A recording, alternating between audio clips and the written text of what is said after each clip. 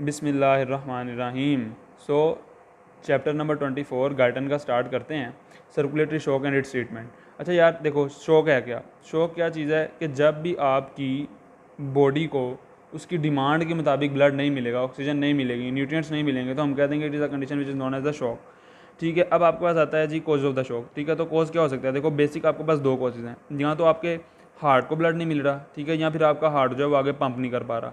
ठीक है, तो हार्ट को ब्लड नहीं मिलेगा, कार्डियक अबनॉर्मैलिटीज़ हैं जिसकी वजह से जिस कंडीशन को हम कहते हैं कार्डियोजेनिक शॉक। ठीक है, यहाँ फिर क्या है कि आपका वीनस रिटर्न कम हो चुका है। जब आपका वीनस रिटर्न कम हो चुका है ना, तो उसकी क्या वजह हो सकती है? देखो उसकी तीन वजह हो सकती है बेसिक आपके पास। यहाँ तो आपके पास जो है ब्लड का वॉल्यूम ही कम हो गया। ब्लड का वॉल्यूम कम हो गया तो जाहिर सी बात है ब्लड कम ही मिलेगा ना हार्ट को। यहाँ क्या वजह हो सकती है कि आपकी वेस्कुलर टोन जो है वो डिक्रीज़ होगी। अब जब वेस्कुलर टोन डिक्रीज़ होगी इसकी वजह से क्या होगा कि वेसल्स डायलेट हो जाएंगी, डिस्टेंसिबल हो जाएंगी, उनकी कंप्लायंस बढ़ जाएगी, वो ज़्यादा ब्लड अपने अंदर पुल करना शुरू हो जाएंगी। और यहाँ फिर इसकी क्या वजह हो सकती है कि जो आपका ब्लड फ्लो था ना उसको ऑब्स्ट्रक्ट किया जा रहा है, obstruction to the blood flow.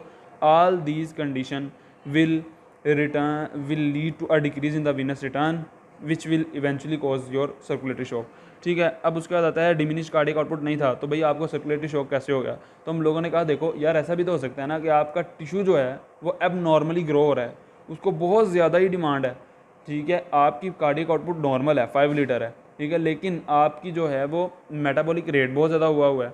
ठीक है, यहाँ फिर जो है वो क्या हो रहा है कि आपकी जो टिश्यू परफ्यूजन है वो एब नॉर्मली हाई है। तो all these conditions will eventually lead to the cardiac shock. अब आपने ना एक बात याद रखनी है कि कभी भी कार्डियक शॉक में ना आपने आर्टीरियल प्रेशर को नहीं मद्देनजर रखना। मतलब कि देखो अभी हम आगे भी डिस्कस करेंगे कि arterial pressure can be seriously misleading. ठीक है, क्यों? क्योंकि हम लोगों को बताया कि हमारे पास बैरो रिसेप्टर रिफ्लेक्स है, हमारे पास कीमो रिसेप्टर रिफ्लेक्स है, और ये सारे रिफ्लेक्स क्या करेंगे? ये सारे रिफ्लेक्स इवेंचुअली हमारे आर्टीरियल प्रेशर को मेंटेन करने की कोशिश करेंगे। ठीक है, तो हो सकता है कि एक बंदा है उसको शॉक हुआ है लेकिन उसका आर्टीरियल प्रेशर बिल्कुल नॉर्मल है, तो भैया इमरजेंसी में कोई बंदा है, आपने देखा चाहिए यार इसका आर्टीरियल प्रेशर नॉर्मल नहीं, भी इसको शॉक नहीं हो सकता, इसको हमने शॉक का ट्रीटमेंट देना, ऐसा बिल्कुल नहीं करना। ठीक है, क्योंकि अभी हम देखते हैं इसकी क्या वजह हो सकती है। अच्छा, अब वो कहता है कि देखो ना सिर्फ एक है आपके पास कि जिस तरह हाइपोवोलीमिक शॉक है ना जिसमें आपका ब्लड का वॉल्यूम डिक्रीज़ हो गया। ठीक है, उस शॉक के अंदर हम लोग देखते हैं कि जो हमारा आर्टीरियल ब्लड प्रेशर है वो भी फॉल करता है along with the cardiac output. वो आगे हम चीज़ें डिस्कस करते हैं। अच्छा, अब आगे आता है टिश्यू डिटेरियोरेशन। ठीक है, अब जब भी शॉक होगा ना, शॉक का एंड रिजल्ट आपके पास क्या निकलेगा?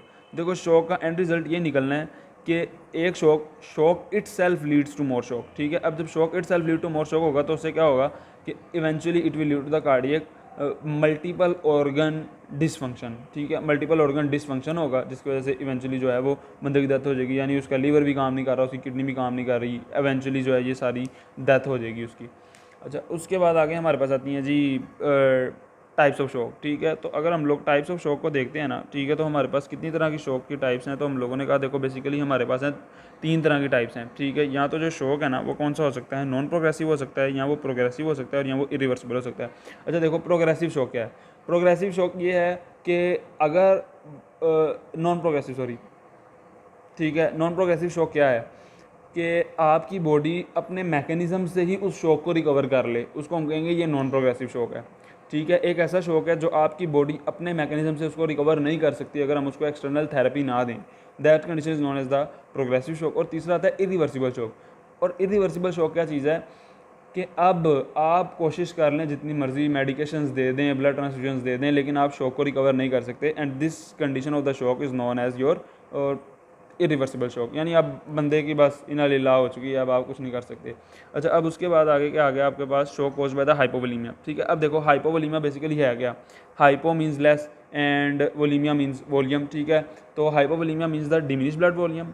और उसके बाद आता है जी हाइपोवोलीमिया की सबसे बड़ी कॉज क्या है? यार देख, सबसे बड़ी कॉज क्या है कि भाई बंदा जा रहा था सड़क पे, उसका रोड साइड एक्सीडेंट हुआ, कुछ भी हुआ, हाइपोवोलीमिया, उसको अब बहुत ज़्यादा ब्लीडिंग हुई, हेमरेज हो गया। ठीक है, तो इन सब की वजह से क्या होगा कि ब्लड का वॉल्यूम जो है बहुत ज़्यादा डिक्रीज हो जाएगा, which will eventually lead to the hypovolaemic shock.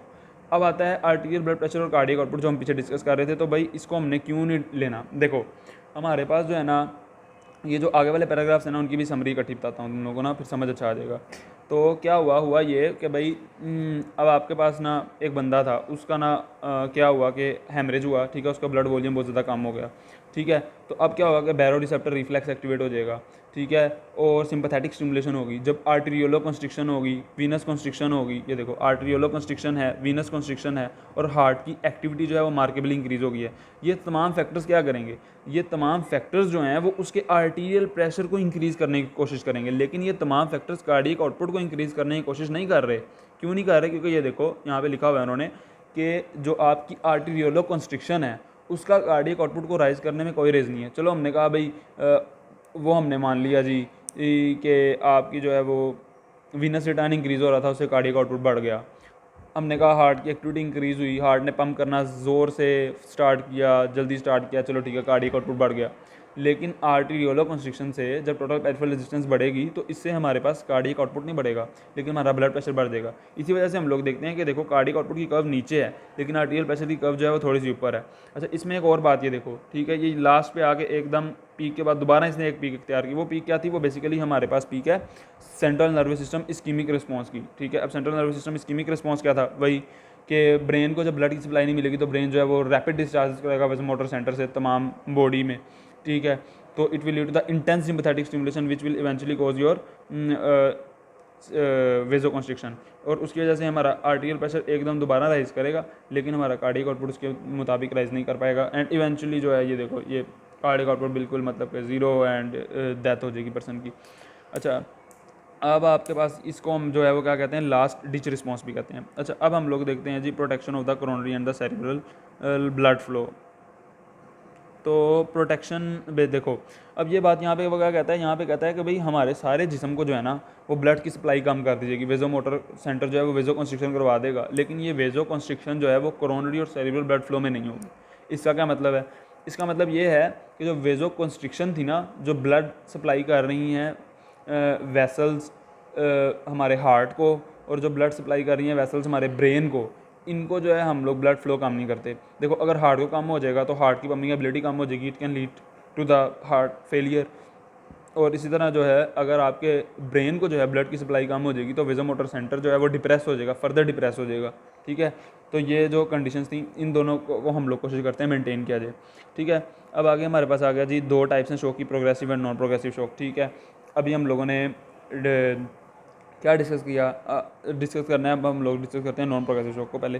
तो बेसिकली ये देखो ये पैराग्राफ में उसने कब बताया, ये पैराग्राफ में भाई उसने ये बता दिया कि जो है क्या हो रहा था, उसने एक्सपेरिमेंट किया, एक्सपेरिमेंट के लिए उसने मुख्तलिफ डॉग्स वगैरह लिए, ठीक है। और ये उसने देखा कि भाई जब हम लोग ना, उसने उनका डिफरेंट ब्लड निकालता गया, उनके ब्लड को निकालता गया उनको समझ लो जिस तरह हेमरेज वगैरह हो रहा है, ठीक है, तो ब्लड का वॉल्यूम कम होता गया। तो उसने देखा कि जब आर्टीरियल प्रेशर एक सर्टन वैल्यू से फॉल करेगा, 45 मिलीमीटर ऑफ मर्करी से कम होगा, तो उसके बाद जो है डॉग्स नहीं बच रहे थे, उनकी डेथ हो जाती थी, लेकिन उससे पहले पहले डेथ हो जाती थी। इसका मतलब एक सर्टन लिमिट है, उस लिमिट के बाद आप शॉक को प्रिवेंट नहीं कर सकते। तो उस कंडीशन में क्या होता है कि shock itself leads to more shock, and यही हमारे पास जो है ना वो आगे प्रिंसिपल होगा प्रोग्रेसिव शॉक का। अच्छा, अब देखते हैं हम लोग नॉन प्रोग्रेसिव शॉक, ठीक है। तो भाई नॉन प्रोग्रेसिव शॉक था, ठीक है। नॉन प्रोग्रेसिव शॉक को हमने कहा ये कॉम्पेंसेटेड शॉक दिया। क्यों कहा कॉम्पेंसेटेड शॉक? क्योंकि हम लोगों ने कहा जो हमारी बॉडी है उसके अंदर इतनी एबिलिटी है कि भाई शॉक खुद ब खुद रिकवर कर ले। अच्छा, अब देखो इस शॉक के अंदर क्या होगा, ठीक है। तो बेसिकली नेगेटिव फीडबैक कंट्रोल होगा इस शॉक के अंदर, ठीक है, जो इसको रेगुलेट करने की कोशिश करेगा। यानी कि हमारा ब्लड प्रेशर बेसिकली डिक्रीज हो रहा है तो क्या होगा, बेरोरिसेप्टर रिफ्लेक्स एक्टिवेट हो जाएगा, ठीक है। बेरोरिसेप्टर रिफ्लेक्स क्या करेगा, स्ट्रॉन्ग सिंपैथेटिक स्टिमुलेशन करवाएगा, central nervous system ischaemic response start हो जाएगा, वो भी वेजो कंस्ट्रिक्शन वगैरह करवा रहा है। अब दूसरी तरफ हम लोगों जो ब्लड वेसल्स हैं ना, जब उनके अंदर ब्लड कम होगा, ठीक है, तो रिवर्स स्ट्रेस रिलैक्सेशन का मैकेनिज्म होगा, जिससे ब्लड वेसल्स अपने आप को कॉन्स्ट्रिक्ट कर लेंगी, तो रिवर्स स्ट्रेस रिलैक्सेशन हो गई यहाँ पे। इस तरह जब किडनीज़ को ब्लड की सप्लाई कम होगी तो रेनिन की प्रोडक्शन ज़्यादा हो जाएगी, तो रेनिन एंजियोटेंसिन सिस्टम एक्टिवेट हो जाएगा, और वो जो है वो क्या करवाएगा कि ब्लड की एब्जॉर्प्शन ज़्यादा करवाएगा, हाइपोवोलीमिया को कम करने की कोशिश करेगा, ठीक है। इसी तरह हमारे पास जो है वो क्या हो जाएगा, अदर कॉम्पेंसेटरी मैकेनिज्म्स एक्टिवेट हो जाएंगे। अब ये कॉम्पेंसेटरी मैकेनिज्म्स क्या हैं कि भाई आपकी जीआईटी है, जीआईटी से क्या किया जाएगा, लार्ज अमाउंट ऑफ द जो वाटर है उसको एब्जॉर्ब करने की कोशिश की जाएगी, ठीक है। इसी तरह जो आपको इंक्रीज्ड थर्स्ट महसूस होगी, एपिटाइट जो है वो ज़्यादा महसूस होगी। तो ये तमाम कंडीशंस क्या करेंगी कि जो आपका ब्लड प्रेशर फॉल कर रहा है, जो आपका हाइपोवोलीमिया हुआ है, ठीक है, उस सब को जो है वो रिकवर करने की कोशिश करेंगी। ठीक है, अब इसके बाद उसने ड्यूरेशन बताई है। वो कहता है कि भाई कुछ मैकेनिज्म जल्दी एक्टिवेट हो जाते हैं तो कुछ मैकेनिज्म लेट एक्टिवेट होते हैं। जिस तरह वो कहता है कि देखो कीटाकोलामीन्स की जो स्क्रीशन है, ठीक है, सिंपैथेटिक रिफ्लेक्सेस हैं, वो कहता है कि भाई ये तो 30 सेकंड्स के अंदर अंदर एक्टिवेट हो जाएंगी। ठीक है, इसी तरह वो कहता है कि जो आपके दूसरे कुछ फैक्टर्स हैं, जैसा कि आपका एंजियोटेंसिन और वेसोप्रेसिन का मैकेनिज्म है, ठीक है, ये आपका 60 मिनट्स के अंदर स्टार्ट हो रहा है। ठीक है, तो all these mechanisms will eventually, इन्होंने करवाना क्या है, इन्होंने करवाना है वाटर की एब्जॉर्प्शन को ज़्यादा करवाना है। जब वाटर की एब्जॉर्प्शन ज़्यादा होगी तो क्या होगा कि आपके कार्डियक आउटपुट को मेंटेन करने की कोशिश की जाएगी।